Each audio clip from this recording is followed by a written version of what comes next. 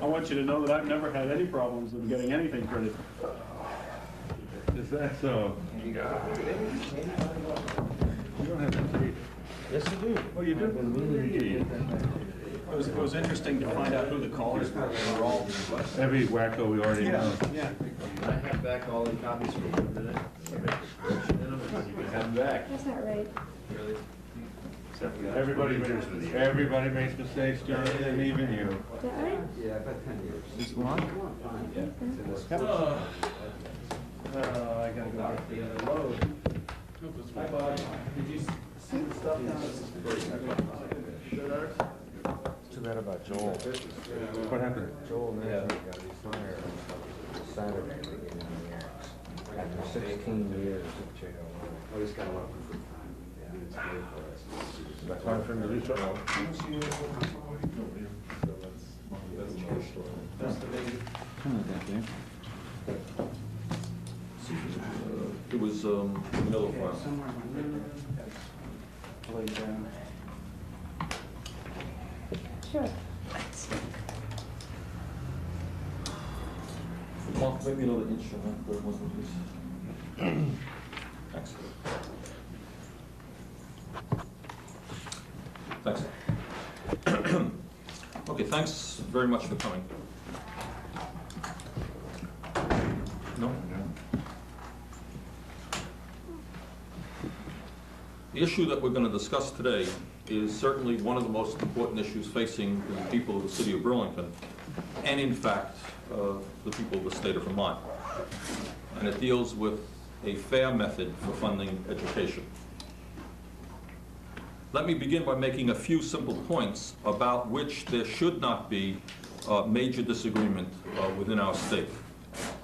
The state of Vermont must guarantee that every child in Vermont, no matter where he or she lives and regardless of the income of that child's family, the state of Vermont must guarantee that that child receives a quality education and the opportunity to advance his or her intellectual capabilities to the greatest degree possible. In my view, there is no more important function that a civilized society undertakes than the education of its young people. The debate that we have been having in the state for the last several years, and a debate that will be, in fact, the most important issue that the Vermont State Legislature will deal with this year, is a simple one. Number one, how much money should the state appropriate into state aid for education? Number two, how do we raise that money in a fair and equitable manner, which asks those people and institutions who can best afford to pay higher taxes for education to pay their fair share, while leaving alone those low and moderate income people who simply cannot afford higher and higher taxes. How do you raise the money that you need for education in a fair way? Three, how do we best distribute the state aid to education to make certain that those communities who are in need of additional funding actually receive the help that they need? How do you get that money out to those communities who most need it? Those are, in fact, the major issues that the legislature is going to have to tackle in terms of state aid to education. Last month, the Board of Aldermen of the City of Burlington and I were in unanimous agreement that the so-called foundation proposal being supported by Governor Kunin was a very incorrect and unfair approach toward dealing with the crisis of educational funding in Vermont. In my view, the foundation proposal moves in exactly the wrong direction because it will make Vermont even more dependent upon the regressive and unfair property tax than we are today. And today we are one of the states in the Union that is most dependent upon this absurd way, the property tax, this absurd way of funding education and municipal services. The foundation proposal is not a progressive or fair proposal because under it, working people, elderly people, and poor people who own homes in so-called property-rich towns will be asked to pay higher and higher property taxes to go into the state aid to education coffers. Conversely, under the foundation plan, there will be millionaires in the state of Vermont who happen not to live in the so-called property-rich towns who will see no increases in their taxes for educational funding. In fact, in some instances, they may actually see a decline in their taxes as a result of the foundation proposal. Rather arbitrarily, therefore, and as a function of geography, poor people's taxes will go up if they have the misfortune to live in town X, while a millionaire will see no increase in his taxes if he happens to live in town Y. This is a highly irrational methodology on which to base revenue collection, in my opinion. We should ask individuals to pay taxes based on their ability to pay, not on which town they happen to reside in. Secondly, and equally absurd, the distribution aspect of the foundation proposal once again ignores the income of the residents of a town and their ability to pay, and distributes state aid to education solely, once again, on the property wealth of the town. That is why, under the foundation proposal, a town like Shelburne, which has one of the highest median adjusted gross incomes in the state of Vermont, would receive a $600,000 increase in state aid to education, which amounts to an almost 200% increase over what that town is getting through the Morse-Giuliani formula, while Burlington, with the lowest median adjusted gross income in Chittenden County, would see no increase in state aid to education, and that's at best. At worst, we would see a statewide property tax come in here, raise people's property taxes to send it to Shelburne and other communities. If the foundation plan is grossly unfair, what in fact is a sensible solution to the crisis in educational funding in Vermont? A solution that would ask those individuals and institutions who could afford to pay higher taxes to pay their fair share, while leaving alone the vast majority of our citizens who simply cannot afford higher and higher taxes. Also, what type of proposal would distribute state aid in an equitable manner? In other words, it's one thing to criticize a proposal, it is another thing to come up with a more sensible proposal that does what has to be done, and that is to provide quality education in a fair manner for all the kids in the state of Vermont. For a start, the state government itself cannot run away from its responsibility for raising the additional revenue that we need. Governor Kunin has proposed a $3 million increase in state aid to education this year. Given the educational needs of our state, this is an insignificant sum of money. Last year, for example, the governor increased state aid to education by $9 million over the previous year, which at least was beginning to accept the state's full responsibility.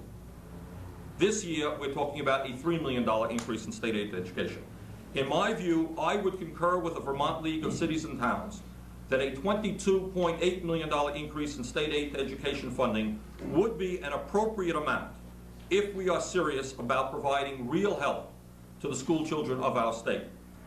Where do we get that money, and what is the fairest and most equitable approach toward raising close to $23 million?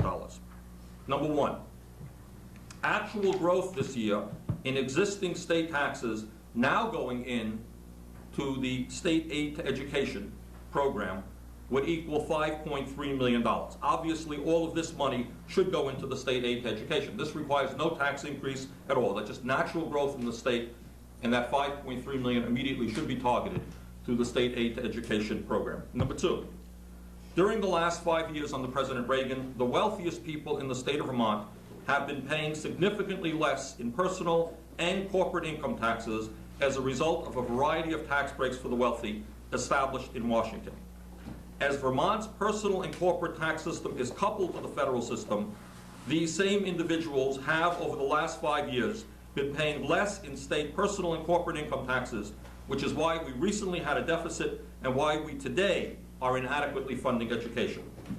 To my mind, the fairest way to raise the desperately needed revenue that we need to adequately fund education is through an increase in the personal and corporate income tax, which would ask those individuals and institutions who can best afford to pay, who have been paying less in the last 5 years than they previously did, to start paying their fair share. a 7% increase in the Vermont personal income tax for those individuals in our state earning $60,000 a year or more on just that part of their income over $60,000 would raise approximately $9 million. That means nobody who was earning less than $60,000 a year would be asked to pay anything more in state income taxes, and those people earning $60,000 or more would have to pay 7% more, not on the first $60,000, but only on that income above $60,000. These individuals would now be paying 33% of their federal tax liability to the state of Vermont, rather than 26% for their income over $60,000. I should point out here that the wealthiest individual in the state of Vermont would still, under this proposal, be paying far less in state and federal income taxes than he or she paid 6 years ago. Number 3, a slight increase in the corporate income tax in the state of Vermont would bring in approximately $3 million in new revenue. In my view, this is an appropriate approach because corporate tax rates have also declined in the last 5 years under President Reagan. Lastly, I would propose a state tax on vacation homes of non-residents of Vermont. This tax would be an add-on to the local tax rate and would make the total tax rate on these vacation homes equal to 80% of the average tax rate in Vermont. This tax would bring in approximately $5 million. To conclude, if we are serious about increasing state aid to education so that all of our children receive a quality education, and if we believe that this money should be raised from those who can best afford to pay, we can go a long way toward improving the current situation without forcing low and moderate income Vermonters to pay 1 cent more in taxes than they are presently paying. This approach to me is a far superior approach than that offered by the foundation proposal. Thank you very much. Have you got a name for this? Can I have a copy of it? Okay, one at a time. We got a name for you. Sanders Leopold proposal, the, Well, we'll give it a name right now. We'll call it the fair tax proposal for education. for education. Once again, the main point that I want to make is that what we're talking about is really not very complicated. If one agrees, as I do, not everybody does, but as I do, that you need to significantly increase state aid to education, then what the real debate about is, where do you get the money? What is the fairest way of bringing in the money? And then, in fact, what is the fairest way of distributing the money? There are many valid criticisms made of the Morse-Giuliani formula. That is sunsetting this year. The governor's proposal essentially would raise the additional money that we need by raising property taxes in my view, arbitrarily selected quote-unquote wealthy towns. And within those quote-unquote wealthy towns, you're going to have many low-income people, working people, and elderly people who by no stretch of the imagination are wealthy. They are going to have to pay significantly higher property taxes. In the next town, you could well have a millionaire who, because he doesn't live in a so-called wealthy town, will be asked to contribute nothing more to state aid to education. Furthermore, in terms of the distribution approach, Foundation is wrong on both ways, in terms of raising revenue and in terms of distributing revenue. Once again, a city like Burlington, which has the lowest gross per capita income in Chittenden County, would at best gain nothing. At worst, we would have to pay higher taxes. Shelburne, which is generally considered and statistically understood to be one of the wealthiest communities in the state of Vermont in terms of the income of its residents, would receive an additional $600,000 in state aid to education. It does not make sense. And my hope is that with this proposal and with other proposals in Montpelier, we're going to have some very serious discussion about how to raise revenue and distribute state aid on a progressive manner. You're asking the Board of Aldermen to approve this? Well, I'm doing two things, Bob. As you may recall, several weeks ago, the Board of Aldermen passed a resolution which required that the three political factions work together to see if they can come up with a more equitable approach. This will be submitted to the Board of Aldermen, hopefully for their adoption. But this is the position, whether or not the Board of Aldermen adopts it, and I hope they do, and I hope the school board does, I really do. And I think there's a good chance that they may. But this is the position of the Sanders administration. I don't remember the specifics, Mayor, on the Fair Tax Initiative. Is this something that's... Well, this is a derivative of the fair tax. To me, I use the word fair because that's what it is. The fair tax proposal that was brought forth last year was more comprehensive, dealt with more money, and dealt with other needs other than education. This proposal deals strictly with education, does not deal with social services, for example. You mentioned that the foundation plan for distribution is absurd, but what's your formula? You didn't get into the specifics of how you came up with your distribution, in which Burlington and some other four towns here do real well. Okay. Do you have a copy of the printout? Yeah. Okay, good question. And let me give you the answer. That's a very fair question. Now, what you're looking at, and please ask me if it gets a little bit complicated here. As some of you know, the Vermont League of Cities and Towns came up with a proposal. And their proposal was a little bit, they're $1 million less in terms of the amount of money they would distribute. But basically, it's the same proposal. The distribution approach that you are looking at is essentially the same as the Vermont League of Cities and Towns proposal, with one exception.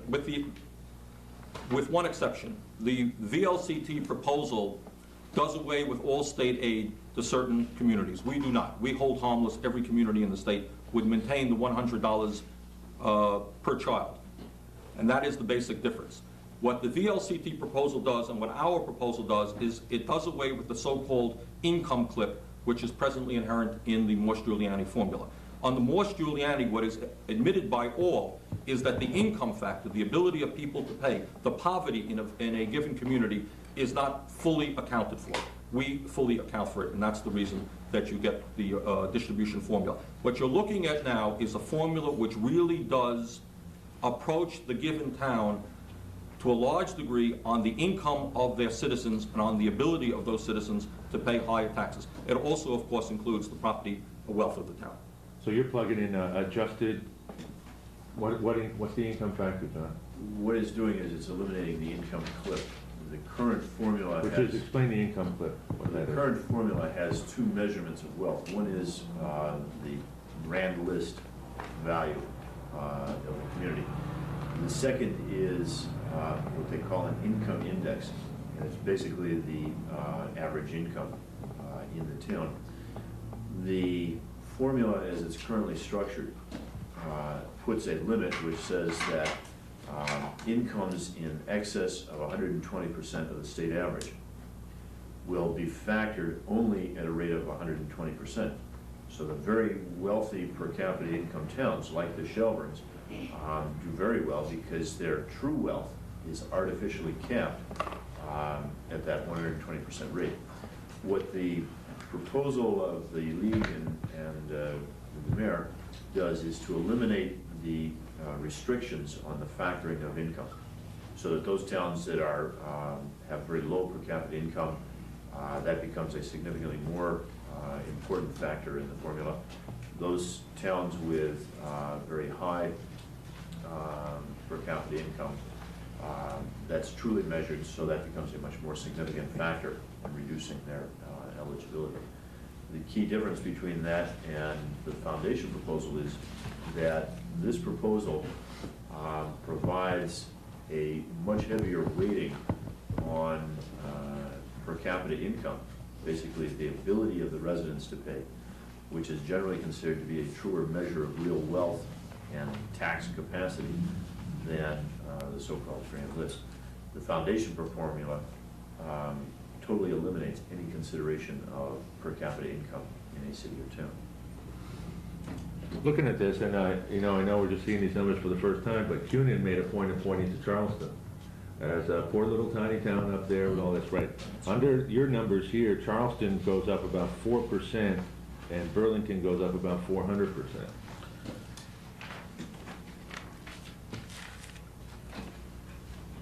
If one were to look, the basic flaw of the CUNY proposal is you look at only tax rates and not the amount of property taxes that people are paying. If you would look at, and maybe Jonathan can dig you up that figure, if you are looking at Charleston, if my memory is correct, the average value of the homes in that community when sold are approximately $21,000. Will you double check that for me? It is. $21,000, okay? The average value of homes in Burlington are what, close to now $70,000? The point being that in Charleston, you can have a tax rate which is 3 times higher than in the city of Burlington, and people are paying less taxes, less dollars in taxes than they are in Charleston. And that's the basic problem with that.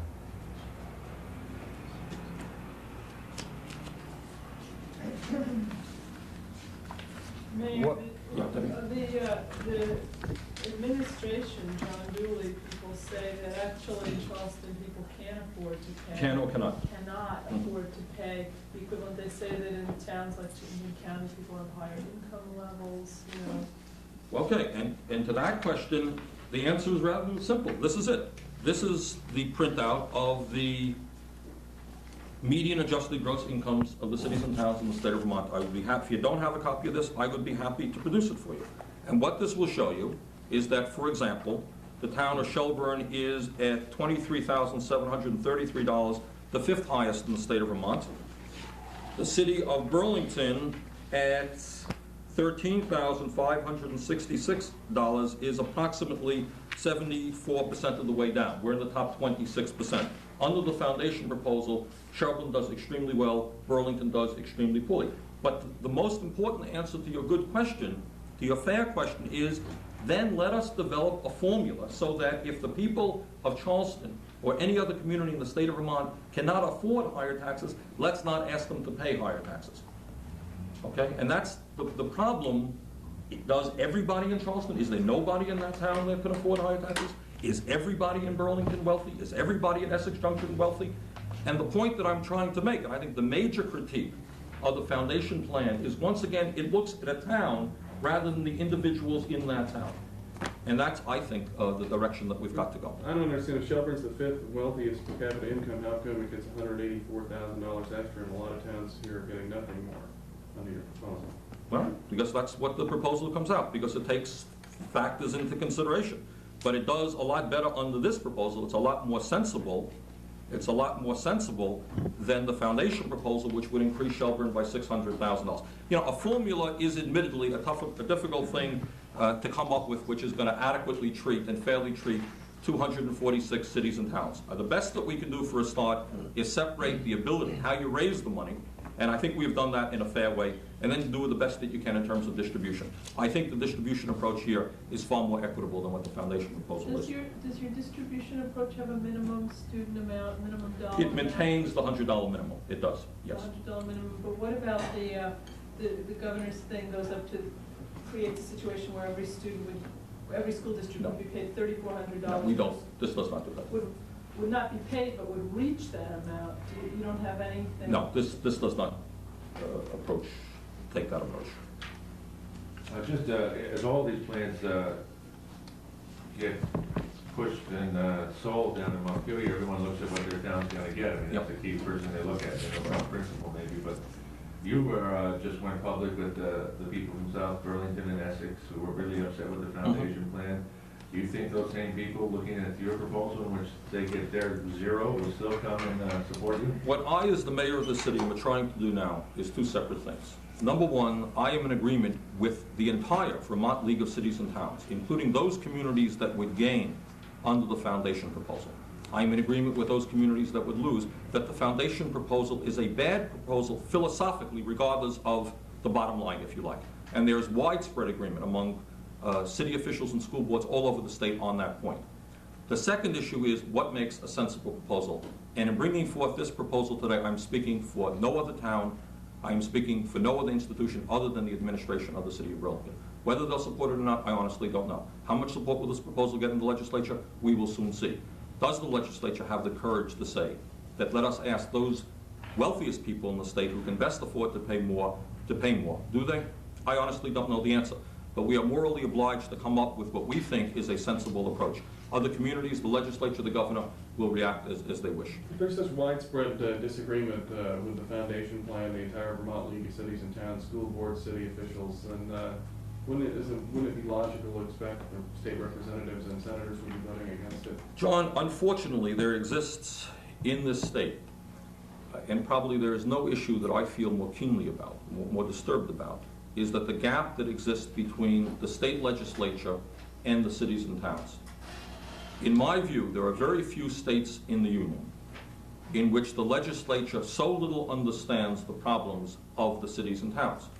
And if you're asking me, do I think there is a possibility that the foundation proposal may yet succeed despite the fact that there is widespread opposition to it from the cities and towns of Vermont? Yeah, I do think so. Because I'm afraid that the state legislature is simply not responsive and really doesn't pay a whole lot of attention in many instances to what the cities and towns feel. I mean, I point out, as I have before, that the cities and towns of Vermont are losing $13 million in revenue sharing this year. All over America, state governments are beginning to say, how can we help the cities and towns address that problem? There is no discussion of that in Montpelier. So to answer your question, there is tremendous widespread opposition to the foundation proposal from the cities and towns, but that by no means means that it's going to be defeated in Montpelier. And again, the last point that I would make on that issue is it is simply not enough, in my view, for individuals or communities to be opposed to something. All right? The governor has come up with something. She's attempting to deal with the crisis in educational funding. I give her credit for coming up with an idea. I think the idea is wrong. What we need now is alternative ideas, and we have presented one that I think makes more sense than any other idea that I've heard. You said the League of Cities and Towns proposal was headed in the right direction, I believe, at one point. The distribution aspect of it Right. was headed in the right You know, approach. it's a complicated issue, and couldn't it be said that maybe the more proposals that there are, the more focus there's going to be on trying to understand the foundation plan? And No, I don't think so. I think people have got to understand the foundation plan, and when they do, I think it will be defeated. The League's proposal differs from ours in that we are talking about raising revenue from an income basis, whether it's corporate or personal, and from the vacation homes, and they're talking about doing away with the elimination on sales tax exemptions for soda, beer, and wine and liquor. And that's the basic difference between our two proposals. Is there anybody who's going to be introducing this? I mean, who's I will be down in Montpelier this week looking for sponsors. You know, but it's a funny thing. The point that I do want to make on that one, Bob, is that all of you in this room will recall that for a number of years, the major issue that the legislature was wrestling with, or at least one of the major issues, was decoupling Vermont's personal income tax from the state, right? And all of the people were saying, let's make our own tax law here in the state of Vermont so that we could deal with the deficit, so that we could deal with state aid to education. I have to admit that I am frankly stunned at how little discussion that issue now gets in Montpelier, after being perhaps the major issue of discussion over the last many, many years. And as some of you will recall, under Governor Snelling, in fact, if my memory is correct, the House of Representatives voted to decouple, and it was the Senate that did not go that direction. We came reasonably close to moving in that direction. And now, where is that discussion? There's a great silence over that issue.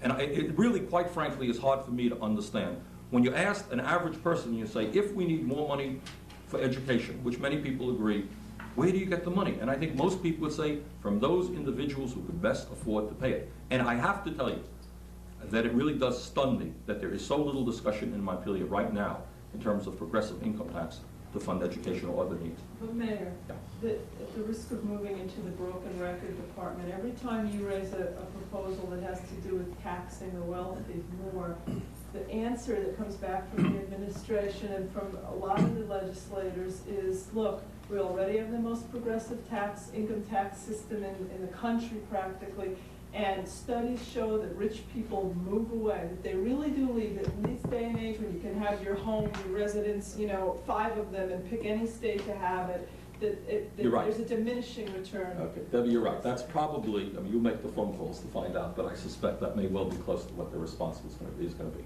And let me answer that perhaps in 3 ways. Number one, right now, the state of Vermont is one of the states in the Union most dependent upon the property tax, which most people agree is one of the most regressive forms of taxation imaginable. Under the foundation proposal, we would be that much more dependent upon the property tax. So, when the governor or other defenders of the foundation proposal will say, well, gee whiz, our income tax situation is progressive, what they are ignoring is that our property tax situation is extremely regressive. Okay, that's number one. Number two, stop for a moment, because this is really a very interesting philosophical issue. If somebody says, my goodness, we can't raise income taxes on wealthy individuals to bring us the revenue that we need, and in fact, creating a situation where the wealthiest people in the state of Vermont will still be paying significantly less in income taxes than they paid 5 years ago. If we can't do that because they're going to leave the state of Vermont, I frankly think that that is A, wrong. I think people are not going to be leaving the state of Vermont. But the corollary of that is, gee, we can't ask those people who can afford taxes to pay them, so who are we going to go after?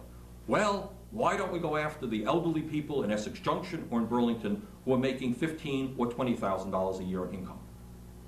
Why don't we go after working people and elderly people? They can't afford to leave the state of Vermont. Now, philosophically, stop for a moment and talk about the morality of that position. We're afraid to go after people who can afford to pay more, who in fact are paying less than they paid 5 years ago in income taxes, but we're not afraid to go after the elderly who are barely hanging in, working people whose standard of living is declining over the last 5 years. We're not afraid to go after them for higher and higher property taxes. I strongly question the ethical foundation of that approach. That is wrong. That stinks. That stinks, and that's not what leadership in Montpelier should be about. But Mayor Sanders, when you go after a community like Essex Junction, the biggest taxpayer is IBM. And if you want to go, but here's the point. Okay, let's deal with that.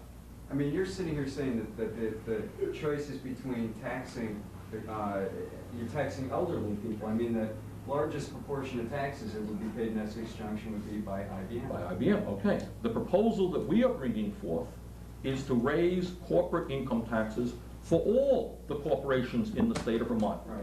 Now, what happens if another corporation lives in another community? Why is it fair to say we're taxing IBM but not this corporation? Does that make sense? If you want to tax corporations, which to me seems like a reasonable proposal, develop a progressive corporate income tax. We have done that. Don't say that if you happen to be a General Electric in Burlington or an IBM in Essex Junction, we're going to get you.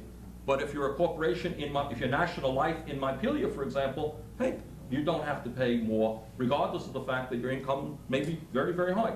That's the point. But also the point is that let's not just look at IBM in Essex Junction, let's look at the elderly people and the working people of Essex Junction and of Burlington and of South Burlington. Their property taxes will also soar. It's not just IBM. How is this different than the platform in your gubernatorial campaign? Well, it is very different because it deals strictly with the funding of education. Well, what about that aspect of, I mean, how is this different than what you were proposing then? Well, fundamentally, it's the same. We're talking about progressive taxation to fund education. That's actually been my proposals for the last 6 years. Mayor, do you know if anybody has ever done any studies on whether corporations really do leave states? I mean, other states have essentially been lowering the corporate income tax. We haven't in Vermont. Do you know? Debbie, what there has been done is there have been studies done which ask the question, I believe, why will companies come to a given state? And they ask, and there are, as you would expect, many, many factors, okay? Taxes are one, the quality of life is another, infrastructure condition is another, law enforcement is another, the educational opportunity that is open to the employees of a company is another, okay? There are many, many factors, and what the study that I am thinking of showed is that of the many, many factors, taxation was not the important one. For example, obviously, if you're looking at economic aspects, the wages that a worker earns is going to be far more significant to a corporation than the taxes that they pay. In some states, you're going to have wages could be double what our workers here in the state of Vermont earn. In terms of bottom line for a company, that is a far more important factor than whether or not they pay a few $100,000 more or less in What taxes. study was that, Mayor? We did that. There's one that the Economic Development Council did in 1983. We were trying to develop a economic development policy. The one that led to the creation of the CEDO office. Was- City study. No, there are other studies. No, the city council, the Economic Development Council went out and did a survey of the literature. And this was one particular piece that we looked at. It was, I believe it was done by Forbes magazine. We could dig that up if you want. I think it's lined here someplace. Do you know how, if you can just look at the corporate tax rates, how they compare in other states around here with what it would be in Vermont under your proposal? Yes, the Snelling tax study that examined the problem of the deficit and recommended decoupling of both the personal and corporate income tax concluded that Vermont had a relatively low corporate income tax compared to the New England region. And they specifically recommended that it be raised not only in terms of decoupling, but raised beyond the pre-ERDA and TEFRA effective rates. two, nothing has really occurred to offset those recommendations at this time. It was originally part of the deficit retirement program, but that is essentially expired, so you're back to the study conditions. So what you're saying is Vermont has a lower tax rate, corporate tax rate than the surrounding states. Well, also, I'd point out what we're talking about is a $3 million increase, which is really not a very significant sum. Okay, any other questions? Yeah, Rudy, somebody's gonna look at this list and just run through the towns and all this, and they're gonna say, here comes the mayor of Burlington with a new proposal for state aid to education, and coincidentally, no town in the state has their state aid money go up as the city of Burlington would under the mayor of Burlington's plan. I would point out, 400% here in Burlington, and there's a couple of tiny towns that approach that, but that's. and I think that with that, 2 points. Yeah. This printout is very close to that adopted by the Vermont League of Cities and Towns. So I think maybe I could have let that, my response be that basically the printout that you're looking to comes very close to emulating what the VLCT does. And I think to further pick up on your point, what it may well tell us is that a school system like Burlington, which today receives $100 per child in a city which has the lowest per capita income in Chittenden County, is in fact being treated extremely unfairly by the present formula, and like other communities who are being treated unfairly, need some redress. If I could amplify that, Peter, there's two pieces to that. First of all, our proposal, to the extent it's different from the league's, actually reduces that disparity because of the hold harmless provision that we've put in here. The second one is that what that's showing you is how grossly misleading just the issue of grand list is when you compare that to including a factor for relative true per capita income, wealth, or poverty of a community.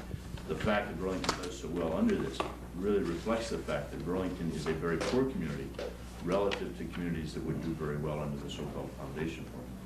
And I would be more than happy to Xerox this printout which talks about per capita income in the state of, it's an important sheet. Yeah. Okay, anyone wants it, we'll have it in 5 minutes. Yeah. Okay, good enough. Okay. Thanks very much.